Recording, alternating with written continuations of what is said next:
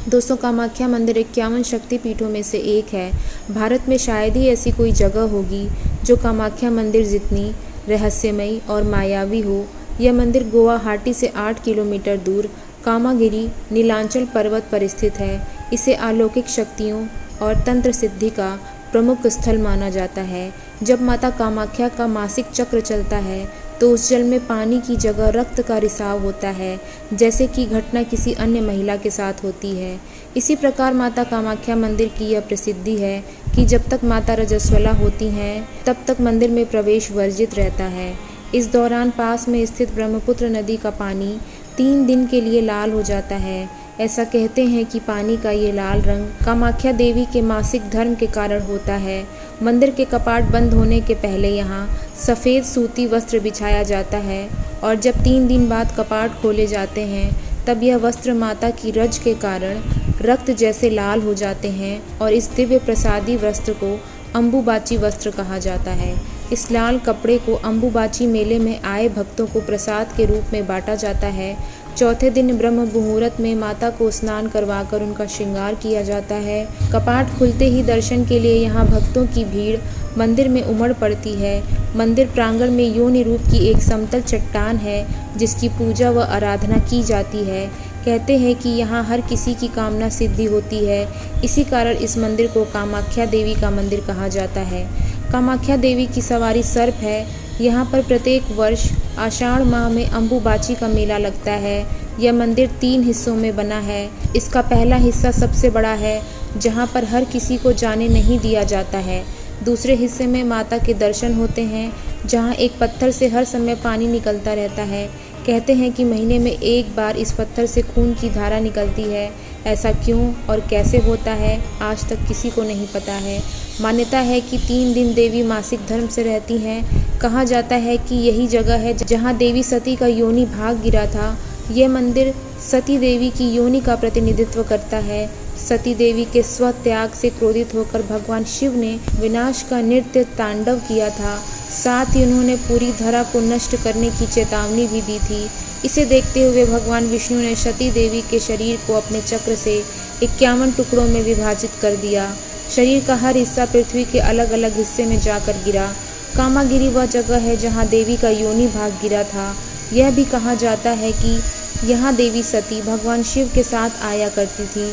तांत्रिकों की देवी कामाख्या देवी की पूजा भगवान शिव के नववधू के रूप में की जाती है, जो कि मुक्ति को स्वीकार करती है और सभी इच्छाएं पूर्ण करती हैं। काली और त्रिपुर सुंदरी देवी के बाद कामाख्या माता तांत्रिकों की सबसे महत्वपूर्ण देवी हैं। मंदिर के गर्भगृह में कोई प्रतिमा स्थापित नहीं की गई है। इसकी जगह एक समतल चट्टान के बीच बना विभाजन देवी की माता की योनि को दर्शाता है। एक प्राकृतिक झरने के कारण यह जगह हमेशा गीला रहता है। इस झरने के जल को काफ़ी प्रभावकारी और शक्तिशाली माना जाता है। ऐसी मान्यता है कि इस जल के नियमित सेवन से बीमारियां भी दूर होती हैं। महिला योनि को जीवन का प्रवेश द्वार माना जाता है। यही कारण है कि कामाख्या को समस्त निर्माण का केंद्र माना गया है। पूरे भारत में रजस्वला यानी मासिक धर्म को अशुद्ध माना जाता है। लड़कियों को इस दौरान अक्सर छूत समझा जाता है, लेकिन कामाख्या के मामले में ऐसा नहीं है।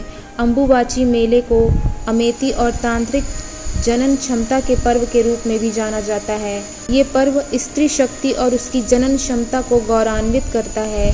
इस दौरान यहाँ बड़ी संख्या में श्रद्धालु आते हैं, जिससे इसे पूर्व का महाकुंभ भी कहा जाता है। अक्सर ये सोचा जाता है कि तंत्र विद्या और काली शक्तियों का समय गुजर चुका है, लेकिन कामाख्या में आज भी यह जीवन शैली का हिस्सा है। अम्बुबाची मेले के दौरान इसे आसानी से देखा जा सकता है। इस समय को शक्ति तांत्रिक की दृष्टि से काफ़ी महत्वपूर्ण माना जाता है। शक्ति तांत्रिक ऐसे समय में एकांतवास से बाहर आते हैं और अपनी शक्तियों का प्रदर्शन करते हैं। इस दौरान वे लोगों को वरदान अर्पित करने के साथ साथ ज़रूरतमंदों की मदद भी करते हैं। इस क्षेत्र के आसपास कई तांत्रिक मंत्र पाए गए हैं, जिससे स्पष्ट है कि कामाख्या मंदिर के आसपास इसका महत्वपूर्ण आधार है। ऐसा माना जाता है कि अधिकांश कौल तांत्रिक की उत्पत्ति कामापुरा में हुई है। सामान्य धारणा यह है कि कोई भी व्यक्ति तब तक पूर्ण तांत्रिक नहीं बन सकता जब तक कि वह कामाख्या देवी के सामने माथा न टेके। तंत्र विद्या अच्छाई के लिए और बुराई दोनों के लिए किया जाता है। ऐसा कहा जाता है कि कामाख्या के तांत्रिक और साधु चमत्कार करने में सक्षम होते हैं। कई लोग विवाह, बच्चे, धन और दूसरी इच्छाओं की पूर्ति के लिए कामाख्या की तीर्थ यात्रा पर जाते हैं। कहते हैं कि यहाँ के तांत्रिक बुरी शक्तियों को दूर करने में भी समर्थ होते हैं। हालांकि वह अपनी शक्तियों का इस्तेमाल काफ़ी सोच विचार कर करते हैं। यहाँ पर पशुओं की बलि दी जाती है। बकरे और भैंसे की बलि तो यहाँ आम बात है। हालांकि किसी मादा पशु की बलि पूरी तरीके से वर्जित है। इसके अलावा कामाख्या माता को प्रसन्न करने के लिए आप कन्या पूजन और भंडारा करा सकते हैं, जिससे आपकी हर मनोकामना पूरी हो सकती है। मंदिर के आसपास रहने वाले अघोरी और साधु के बारे में कहा जाता है कि वे काला जादू और श्राप से छुटकारा दिलाने में समर्थ होते हैं। मुख्य मंदिर जहां कामाख्या माता को समर्पित है, वहीं यहाँ मंदिरों का एक परिसर भी है जो 10 महाविद्या को समर्पित है। ये महाविद्या है माता मातंगी, माता कमला, माता भैरवी, माता काली, माता धूमावती, माता त्रिपुर सुंदरी, माता तारा, माता बंगलामुखी, माता छिन्नमस्ता और माता भुवनेश्वरी। यहाँ भगवान महादेव के भी 5 मंदिर हैं। भगवान अघोरा, भगवान केदारेश्वर, भगवान कामेश्वर, भगवान सिद्धेश्वरा मंदिर स्थित है। इससे यह स्थान तंत्र विद्या और काला जादू के लिए और भी महत्वपूर्ण हो जाता है। कामाख्या मंदिर ऐसी जगह है जहाँ अंधविश्वास और वास्तविकता के बीच की पतली लकीर अपना वजूद खो देती है।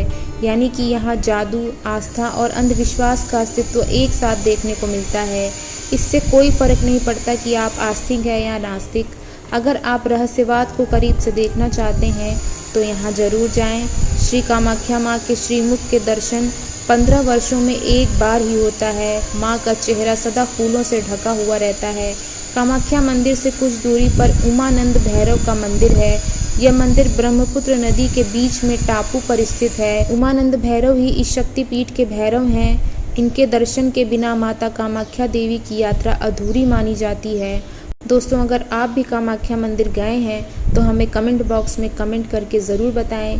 वीडियो पसंद आई हो तो वीडियो को लाइक एंड शेयर करें। चैनल पर नए हैं तो चैनल को सब्सक्राइब, बेल आइकन को ऑल पे सेट कर दें। जय माँ कामाख्या, जय गौरी शंकर।